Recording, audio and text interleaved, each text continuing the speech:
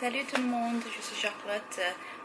Aujourd'hui, je vais vous montrer les méthodes que j'utilise pour mémoriser les mots français. Alors, ces façons suivantes sont aussi applicables à toutes les autres langues. Si vous êtes en train d'apprendre une langue étrangère, peut-être que cette vidéo peut vous aider un petit peu. Alors, c'est parti. J'ai 5 méthodes pratiques pour mieux apprendre les mots étrangers et dans mon cas, c'est d'apprendre les mots français. La première méthode, c'est d'associer les mots avec une image. Par exemple, quand j'apprends le mot le collier ou un collier, j'imagine l'image d'un collier. Et chaque fois quand je vois un collier, comme si je me répète le mot un collier ou le collier dans ma tête. Le deuxième moyen, c'est de mémoriser les mots dans un contexte.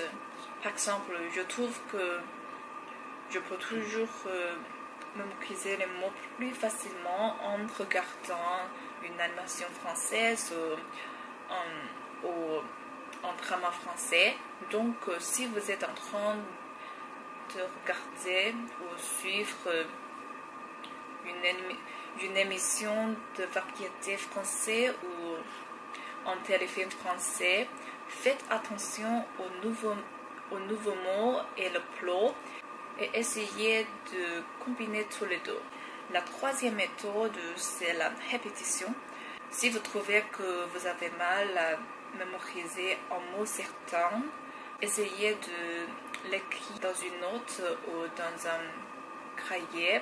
Moi, je l'écris sur mon main ici parce que chaque fois quand je lave mes mains, je peux le voir. Donc, répétez le mot beaucoup de fois jusqu'à quand vous pouvez le mémoriser complètement. Le troisième moyen, c'est de constituer au moins 3 phrases avec le nouveau mot.